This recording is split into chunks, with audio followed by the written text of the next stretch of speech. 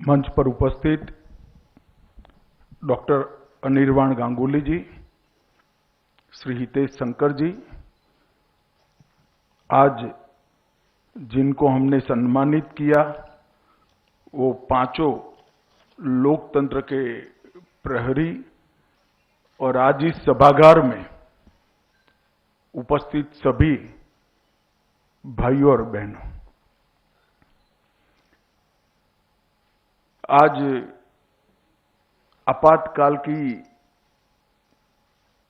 पूर्व संध्या की 50वीं बरसी है और इस 50वीं बरसी पर यहां पर एक कार्यक्रम का आयोजन श्यामा प्रसाद मुखर्जी न्यास ने रखा है। कई लोगों के मन में सवाल आता है कि 50 साल के पहले जो हुआ इसकी चर्चा कर आज क्या करेंगे। जब मोदी जी ने तय किया 11 जुलाई 24 को कि 25 जून को संविधान हत्या दिन के रूप में मनाया जाएगा, तब भी ये सवाल बार बार उठता था और चूंकि ये नोटिफिकेशन गृह मंत्रालय से आया था, मुझे भी व्यक्तिगत रूप से कई वरिष्ठ पत्रकारों ने सवाल पूछा था, मगर मैं मानता हूं कि आज का दिन इस संगोष्ठी के लिए सबसे उचित दिन है, क्योंकि अच्छे या बुरे किसी भी प्रकार की राष्ट्रीय घटना के जब 50 साल पूरे होते हैं तो समाज जीवन के अंदर इसकी याददाश्त धुंधली हो जाती और आपातकाल जैसी लोकतंत्र की नींव हिलाने वाली की घटना, इसके बारे में याददाश्त समाज जीवन की अगर धुंधली होती है तो किसी भी लोकतांत्रिक देश के लिए बहुत बड़ा खतरा होता है, क्योंकि लोकतांत्रिक भाव और तानाशाही ये दो मन के दो भाव हैं। इसको आप व्यक्ति से मत जोड़िए।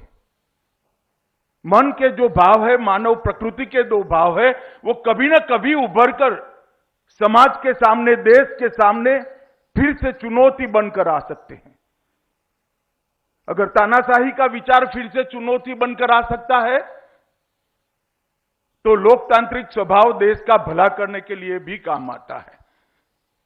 परंतु जब पीढ़ियां बदलती है, क्यों जीते?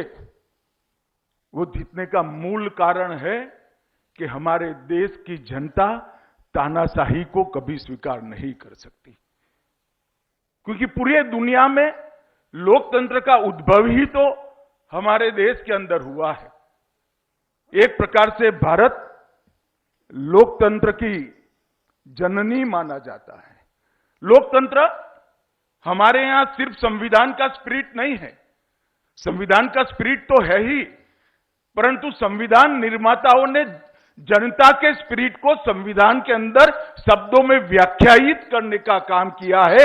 ये हमारा जन स्वभाव है और इसलिए ये लड़ाई हम जीते हैं। कोई डरकर चुप रहे होंगे, कोई कफन बांधकर लड़े होंगे, किन्होंने सहन किया होगा, किन्होंने समय की राह देखी होगी, मगर मुझे निश्चित रूप से मालूम है कि उस वक्त जितने भी पुख्त नागरिक थे, किसी को ये आपातकाल पसंद नहीं आया होगा, सिवा तानाशाह और उनसे फायदा करने वाली एक छोटी सी टोली के। और इसीलिए जब ये भ्रांति कि हमें कौन चैलेंज कर सकता है, आपातकाल उठा लिया गया और जब चुनाव आया तो आजादी के पहली बार गैर कांग्रेसी सरकार बनी, जनता सरकार बनी और मोरारजी भाई इस देश के प्रधानमंत्री बने। मित्रों, दस्तावेजों में 50 साल हो गए हैं, परंतु आज भी करोड़ों भारतीयों के मन में ये घाव इतना ही हरा है जितना आपातकाल के समय। 50 साल पहले 24 जून 1975 की रात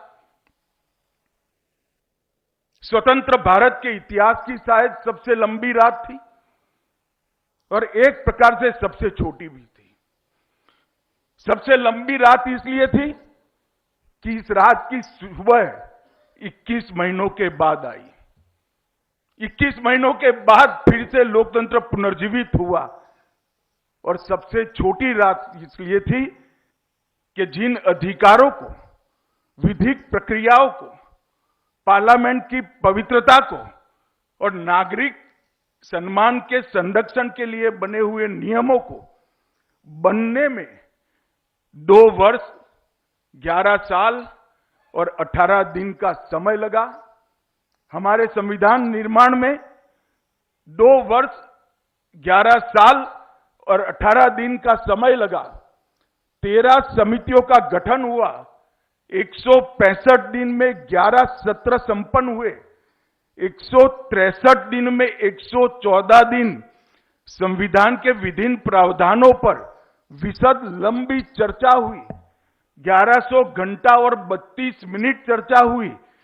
7 सदस्यीय ड्राफ्टिंग कमेटी ने उसको फाइनल शेप दिया और जिस संविधान के निर्माण में दुनिया भर के लोकतंत्र के संविधान से ज्यादा विचार विमर्श हुआ, इतना त्याग, तपस्या और परिश्रम सैकड़ों लोगों ने किया, उसको किचन कैबिनेट के फरमान ने 1 मिनट में खारिज कर दिया। और इसलिए मैं कहता हूं कि ये स्वतंत्र भारत के इतिहास की सबसे लंबी रात थी, क्योंकि उसका सूर्योदय 21 महीने के बाद हुआ और ये सबसे छोटी रात थी जिसने 2 वर्ष 11 महीने और 18 दिन की कवायद को क्षण भर में निरस्त करने का काम किया। मित्रों, आपातकाल क्या था, इसकी व्याख्या कोई एक वाक्य में नहीं हो सकती। मैंने बहुत सोच विचार कर प्रयास किया। मैं मानता हूं ये संपूर्ण नहीं है, परंतु एक मल्टी पार्टी डेमोक्रेसी, मूल स्वभाव जिस देश का लोकतांत्रिक है, ये लोकतांत्रिक देश के, स्वभावगत लोकतांत्रिक देश की मल्टी पार्टी डेमोक्रेसी को व्यक्ति के तानाशाही में बदलने का षड्यंत्र का नाम है आपातकाल, जिसका उस वक्त अनेक लोगों ने पुरजोर विरोध किया, व्यक्तिगत नुकसान उठाकर भी विरोध किया।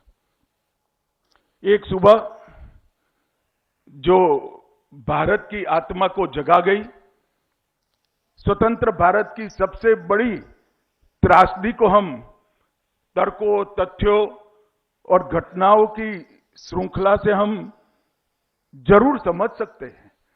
बहुत सारा लिखा भी गया है और हितेश शंकर जी ने कहा इस प्रकार से एक लंबी श्रृंखला है, ये क्यों हुआ इसकी। परंतु मेरा मानना है कि तर्क या तथ्य से अधिक प्रभावी होती है मनुष्य की संवेदना और कल्पना।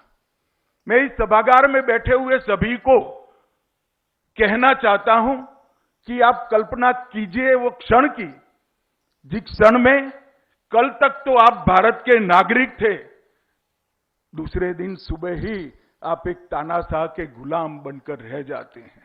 कल तक आप एक पत्रकार थे, सच का आईना दिखाने वाले चौथे स्तंभ थे, आज आप असामाजिक तत्व बन जाते हो और विरोधी, देश विरोधी घोषित कर दिए जाते हो। कल तक आप छात्र थे, जो देश का भविष्य होता है, आज आप अस्थिरता फैलाने वाले करार कर दिए जाते हो। कल तक आप सामाजिक कार्यकर्ता थे, गरीबों की, वंचितों की आवाज उठाने वाले माने जाते थे, आज आप देश के लिए खतरा बन गए हो। कल तक आप एक आम नागरिक थे, जिसको ना संविधान की धाराएं मालूम थी, ना संसद की प्रक्रिया। आज आप काल कोठरी के अंदर जेल में डाल दिए जाते हो। आपने कोई नारा नहीं दिया, कोई जुलूस नहीं निकाला, फिर भी गलती सिर्फ इतनी है कि आपकी सोच आजाद थी। एक क्षण, ये सुबह कितनी क्रूरता के साथ भारत की जनता के पर बीती होगी, इसकी कल्पना हम नहीं कर सकते। मेरे साथ दो लोग जो मंच पर बैठे हैं, दोनों लोकतंत्र का लक्षण और सुंदरता मानी जाती थी, उस वक्त ये राजनीति मतभिन्नता को जेलों की अंधेरी काल कोठरी में बंद कर दिया गया और संविधान की आत्मा रौंद कर जनादेश से बनी सरकारों को रातों रात गिरा दिया गया। मित्रों, ये बात इस देश की जनता ने कभी नहीं भूलनी चाहिए और न भूलनी चाहिए, विशेषकर इस देश के किशोर और युवाओं को। जब व्यक्ति के अंदर पड़े हुआ तानाशाह का गुण सरफेस पर आता है, तब क्या होता है, इतिहास हमारी युवा पीढ़ी को समझाना पड़ेगा। आज बहुत सारे लोग संविधान की दुहाई देते हैं। मैं उनको पूछना चाहता हूं, आप किस पार्टी से आते हो, किस अधिकार से संविधान की बात करते हो?